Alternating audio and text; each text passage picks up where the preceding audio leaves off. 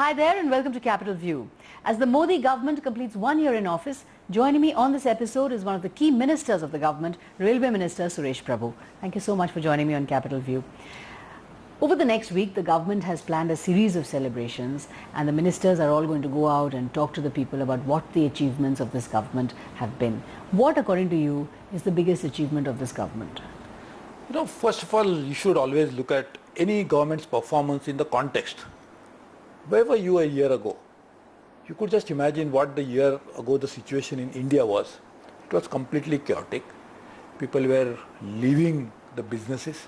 The confidence of business industry was very low. From there you look at where we have come. So I think what you must be fair to when you make an assessment of the government, you must do a contextual. What was the situation then and what situation it has improved. So what we did now, in 1 year, completely macroeconomic situation has improved. I just want to draw your attention to the fact that if you celebrate too much, will you not again be the victim of the revolution of rising expectation? Because if you only celebrate and you don't introspect, then once again you may raise expectations so high that once again the reality check may be that people will say that, oh, you're promising so much but you're not delivering. But that point is well taken because I think everything is something like, everything ultimately, politics is expectation management. Because ultimately, even if you do the best, finally, how you actually fulfill the expectation of people. So we are not really celebrating. What we are really doing is trying to communicate. Of course, we have to introspect all the time. Right. And this is something which we have to do all the time. Because, if you look at the hard figures, manufacturing has slowed down. Yeah. There is urban agrarian distress. There is a prospect of a drought. Now, in this situation, people could say that has Achhe Din really come? If again, I think let us distinguish between externalities and what we could have done. Now, what is the externality in this particular case? Is a very larger issue which we really need to deal within the country as well as globally, is the issue of climate change. See, the unseasonality of rain, the type of changing weather pattern, natural disaster that are happening. I'm not including that the disaster like earthquake, but other natural disasters like unseasonal rains and others which are causing huge damage to the livelihoods of people.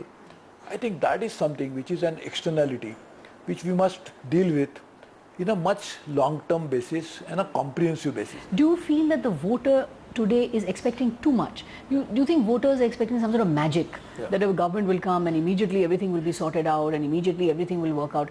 Is there a problem also in the way voters are approaching governments? Yeah, this is a reality. In fact, if you really look at it, just look at, I'm just trying to not deviate, but just give up again issue. Just imagine in India, the road rage. How can you explain this? For us, which is trivial matter, people are just coming out and trying to take a life of other person.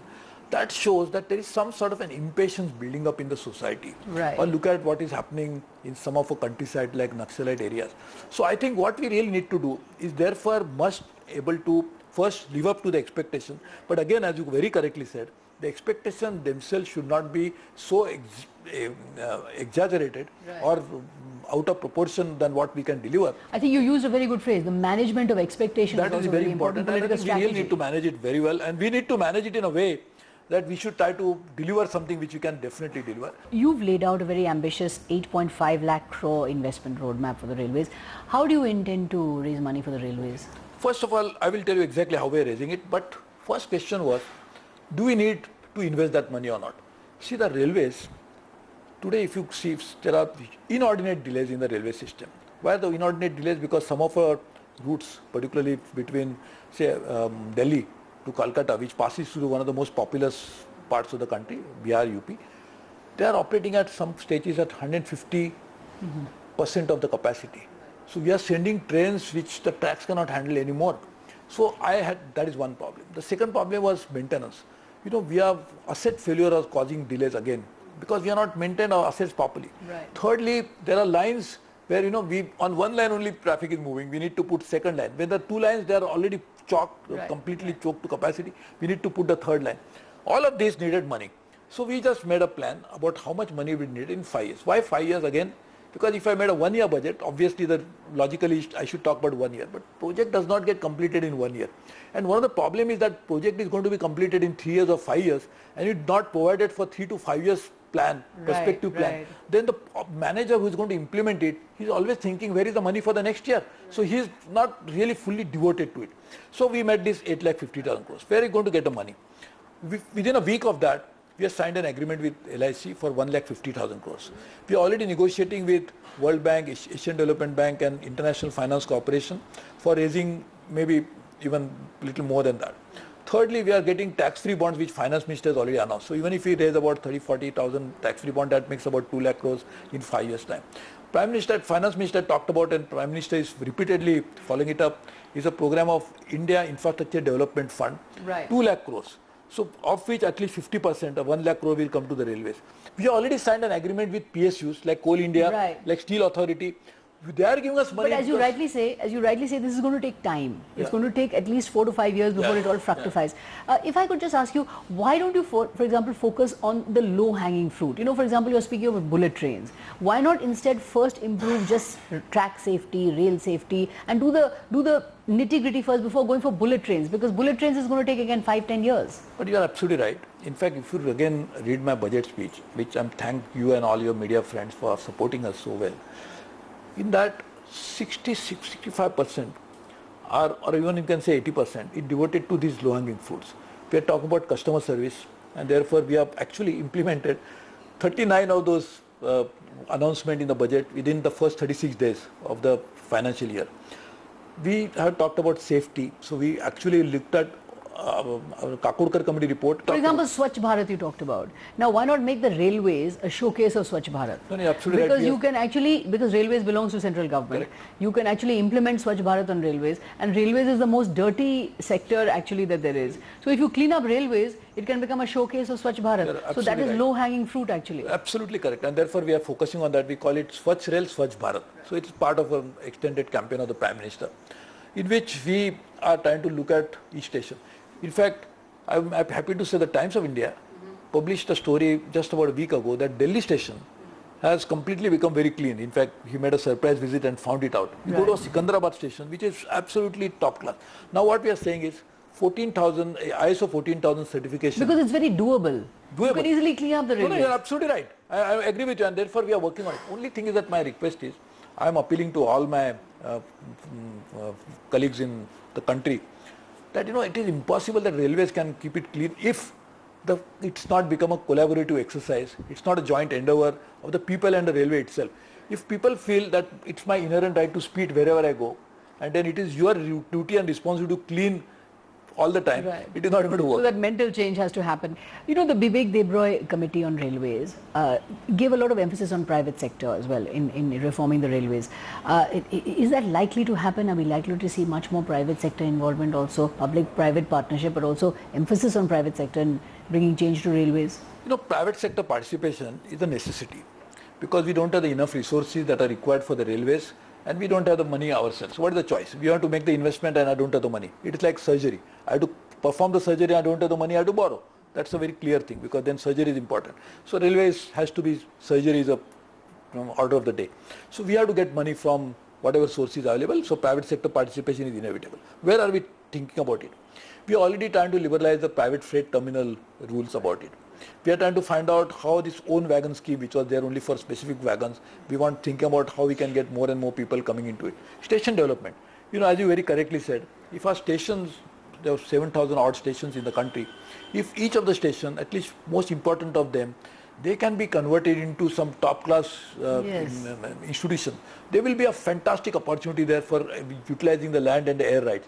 To make that happen, we feel private sector should come in. Well, how will you deal with the unions if you are looking at privatization? You know, see, you look at it like this. Anywhere in the world, employees have a comfort zone. They feel that, my employer, I have been working here and something. If you are not going to do something, which is what is meant by that term, see, what is important is not private capital. It's a terminology that creates confusion. If you say privatization, this presupposes that you are going to hand over the railway ownership and management to some private company, which is never envisaged by any report, including Bibek Debroy Committee report. So why we should try to take what? So unions, in fact, will be surprised, both the unions, federation, on a joint hand, we have made a Kayakalp Council, Right. which is headed by Mr. Ratan Tata. Both the federations have participated. We had a meeting only a few days ago. And everybody is really excited to do it. I will tell you one program, for telling you for the first time. We are organizing 2-week program, beginning of the year. We are not celebrating. As I said, introspection. Very correct term you and I really appreciate it. Introspect, don't celebrate. No, I think we should do that more. I agree with you. Therefore, what we are doing is that we'll send our people to meet what is the railway?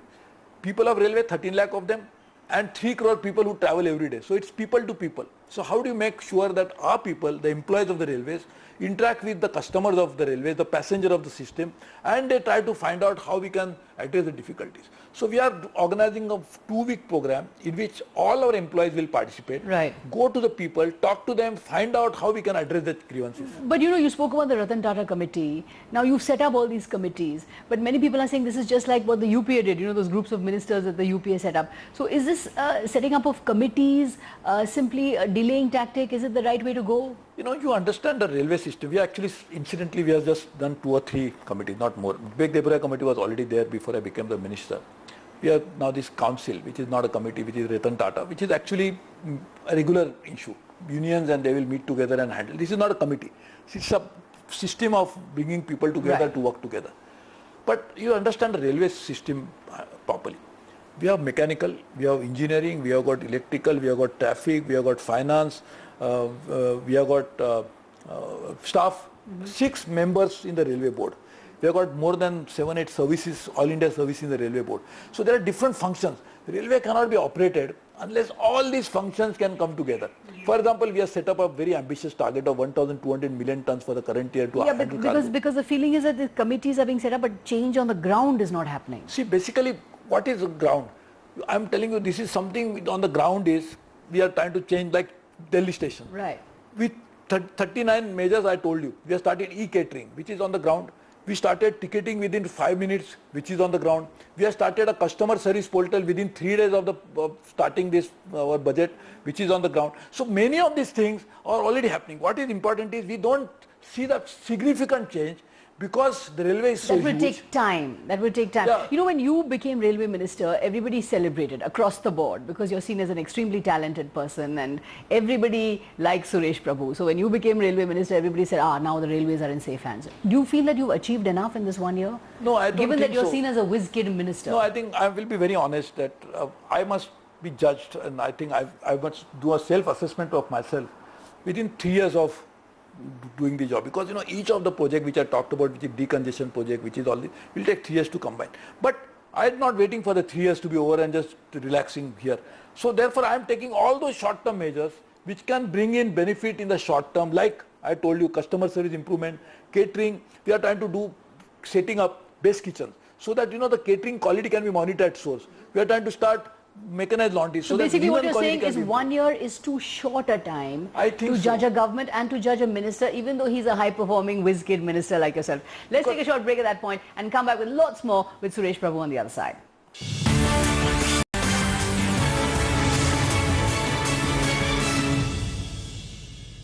Welcome back to Capital View. It's 1 year of the Modi government, and joining me is a key minister of the government, Railway Minister Suresh Prabhu, telling us what the government has achieved in this 1 year.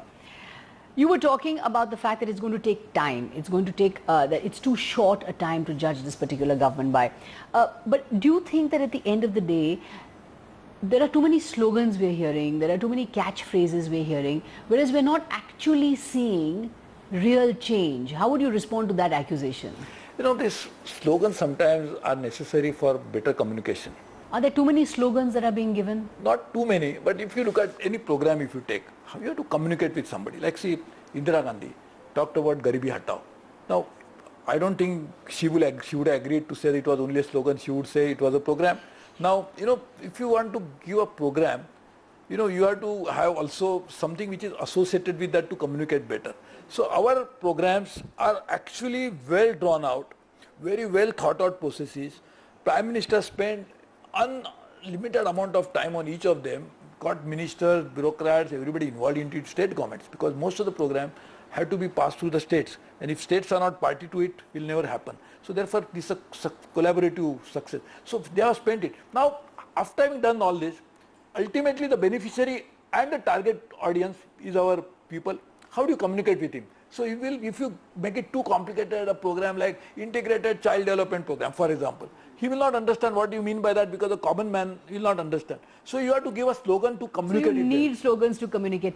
But I just want to come to the point about, if you try to initiate radical change in a country like India, are you still risking a political backlash? Is it difficult to, and you know this better than anyone else because you are reform minded, you have reformed the electricity sector, you're trying to reform railways. Do you always face a political backlash? It is inevitable, and no, unfortunately, our politics is also pretty much fragmented now. In fact, we have become a little bit confrontationist, as we should not be, because there are certain programs in which I think there should be a bipartisan attitude, particularly with a national party like Congress party and us. We should try to work together on some of the national programs, like GST, which is a bill which was proposed by the Congress. Now we are trying to pilot it. So I think there is a real need to work together on that. But backlash is something, I think it is unfortunate, because there are a lot of, many times, basically whenever you change, there are some interests get affected. Now those interests which get affected are bound to oppose it. I remember, I'll give an example. How do you manage that? Yeah, Isn't this that is a the very key important question? point, very, very important point. I will just tell you, I'll give an example in my own personal life. When I was a power minister, we were trying to introduce a complete radical change into the power sector by introducing Electricity Act. We had 1,500, or if I'm not mistaken, maybe more, road shows in India to communicate to the people what we mean by reforms. Then we had unending meetings with the union leaders. So they finally agreed, and now you see the change that we have got large capacity addition taking place. That time only 2% of the capacity was coming from private sector. Now we have got more than 40-50% coming from private sector. So we have to communicate. We have to take people into confidence. We have to work with them. We have to explain to them the benefit, because many times the reform, the front-ended part is a pain. The back-ended part is a gain. So therefore the people only see the pain first, and they don't want to That's very have the well patience put, to wait for the because gain. you have to find that political messaging That's right. that can actually communicate what you're trying to do. Right. How do you respond to the criticisms being made by Arun Shourie, also by Deepak Parekh? Arun Shourie has called the economy directionless. Deepak Parekh has said that change is not happening fast enough. How do you respond to these two criticisms? If you look at it, the change could be even faster, but we have to work through the system. So the system, when you are working through a system, you have to follow certain norms, you have to follow certain regulations, because then we have parliament, so we have to pass a law through. Now we have introduced so many laws, some of them have been passed thanks to the wisdom of the parliament, but some have not been passed. Now those laws, had it been passed, would have brought about a faster change. So, but this is a system we have to work through. Then again, everything that we do, most of the things at least, if not 100%, but bulk of it, has to go through the states. So we have to get the states on board, states must agree, and there are systems in place. I just want to get your reaction to Arun Shourie.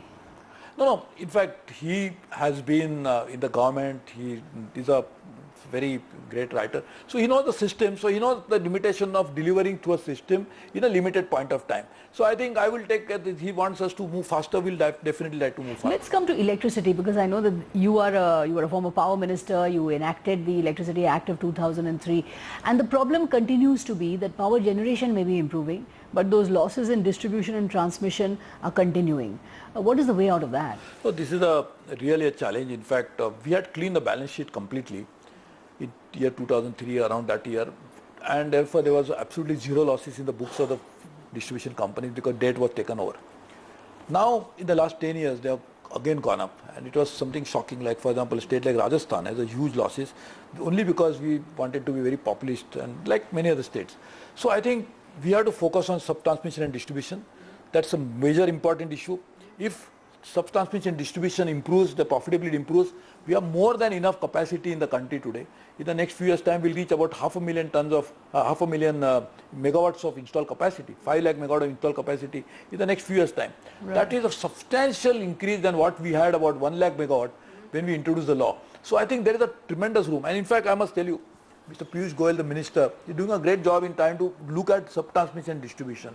I am sure with a... But what about this? How can the state electricity boards, which are all running at losses, how can they be made more efficient? But that's why we have to, first of all, there has to be a regulatory framework which has already been put in place, that regulators decide the tariff. I think we need to strengthen that regulatory framework, because so that tariff fixation improves. But number two, the governance at local level also has to improve. So if you take each and every distribution transformer, which is the smallest possible unit, where there is an interface between the utility and the customer, that becomes profitable, and that is doable. That is what the government is planning to do now. Will again improve the profitability. We must bring in ICT technologies to track where the more losses are happening, because these not losses are only getting parked into the books of the State Electricity Board, but it happens somewhere in the ground. When there is a stealing takes place, there is a connivance taking place at some level, wherein the distribution company and the customer, they don't handle hand in glove, they don't pay to the utility. So this type of thing can be handled with technology also. Right. We need to do that. Just on the point of this, I just want to come to, again, the point of evolving a political consensus. As you go forward into your next years, is evolving a political consensus going to be the biggest challenge for you? Because the charge has been that you have not reached out to the opposition. You've not reached out to the parties on the other side of the bench. Is that going to be your focus, that you will have to reach out to the opposition much more than you have been doing in the past if you want to get the work done? But the perception that we are not reached out to the opposition is not right, because we have really gone out of the way. Prime Minister has been taking all party meetings. Our Parliamentary Affairs Minister and our Leader of Opposition, Leader of House in Rajya Sabha, Mr. Arun Jaitley, has been reaching out to them along with others all the time. So therefore we try to reach out to them. Of course, if you want to reach out to them more, we'll be more than happy. But I think we need to have, when we extend a hand of friendship, there should be other hand also should come forward, so that we can shake hands and can say, this is the way forward for India. Let's work together. India is one. We have to take it one. That, like for example, is market. If you can create one common market through the GST, just imagine the huge benefit that will accrue to the customers. But the BJP was blocking GST when the UPA was trying to bring it. Not really were opposed to it. That was the chief minister, some of the chief ministers of the all the BJP chief ministers were opposing GST. They had reservation from the state perspective. They were not a reservation as the BJP as a party was opposing it. What was the reservation was that we must address state's concern. That's what we did. And that's what I would also compliment the previous government, because there was a Chief Minister's Committee which was chaired by different finance ministers. There was a West Bengal left front finance minister who used to be the chairman of this committee for a while. So therefore we had to work through this system, work with the states, work with the opposition parties. We have no problem. What about the charge against you that your government is a one-man show, that the Prime Minister controls everything? This is very unfair assessment. And ultimately, see, our Prime Minister, if he is swearing by the Constitution, he has upheld the office of the Prime Minister to as is envisaged by the Constitution. Prime Minister's office should be really, because this is a government which is led by the Prime Minister. So he is leading it from the front.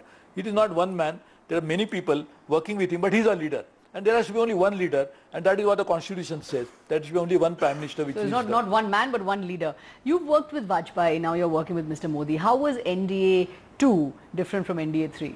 There are so many similarities, because both are focusing on infrastructure, both are talking about futuristically, both are talking about taking India to a global stage, both are talking about taking common man as a center stage. The poor should be the focal point of the governance. So that is a commonality. Prime Minister Vajpayee had a difficult task because he was leading a coalition government. Mr. Modi is taking the mandate of the people to the people, because he is saying that you have given me such a huge mandate for the first time after 1984. Right. So let me do a job which is expected of me. So he's trying to move forward and trying to lead it from the front. Right.